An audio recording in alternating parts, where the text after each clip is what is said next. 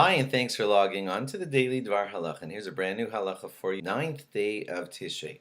Ninth day of Tishrei means that it is Erev Yom Kippur. It's a mitzvah to eat on Erev Yom Kippur, and all other laws of Yom Kippur we have gone over, and we must speed ahead to the laws of Sukkot. So here goes.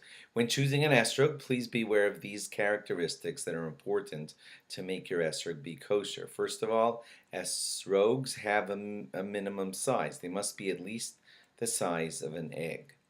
An esrog must have on it a spot called the ukatz, or the stem. You're not allowed to tear the stem totally off of the esrog. It must be snipped, and a piece of it must be showing for the esrog to be kosher.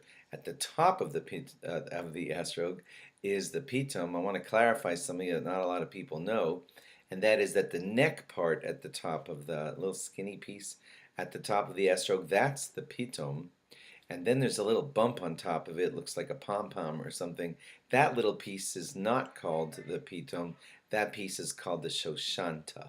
It's like a little pom-pom on top of the neck part of the esrog.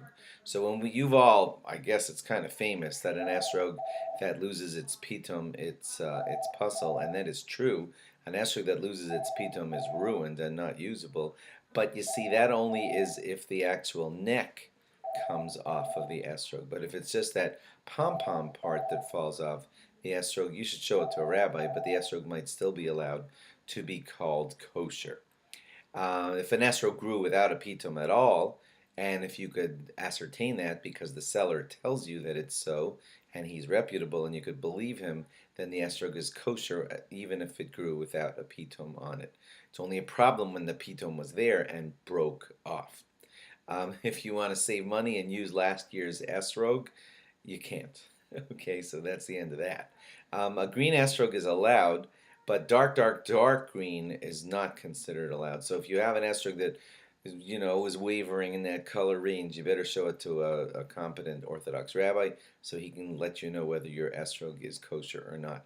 If your esrog is round like a ball, it's no good. Okay, an esrog could be a little bit in the direction of round, but all rounds like a ball, not allowed.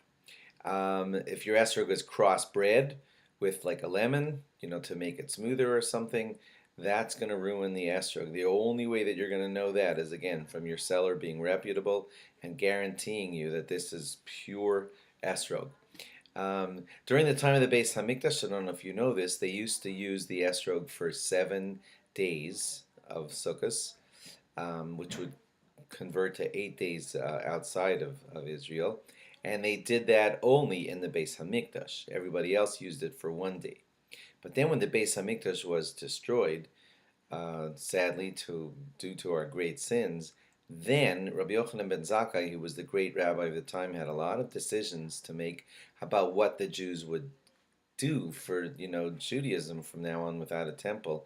And one of the many things that he decided was that we should continue using the lulav and esrog for 7 days, even outside of Yerushalayim, as we do today. And he rabbinically instructed everyone to do that, so that would help us be reminded of the temple where they used to use it for the entire holiday. That's why we use it for all of the days of Sukkot. But only that first day, which in America translates into the first and second day, only on the first and second day are we doing the biblical command, and the latter days we're doing it by a rabbinic command. And therefore some of the laws are a little bit more lenient if something happens to your lulav and esrog. And after the first and second day, some of the laws are more lenient. So if you need to, speak to a rabbi about clarification on little problems that may happen to your lulav and esrog after the first and second day. Thanks for logging on. Have a very meaningful fast and a Gemar Chasima Tova. And log on again after Yom Kippur, where we will give you more laws about Sukkot.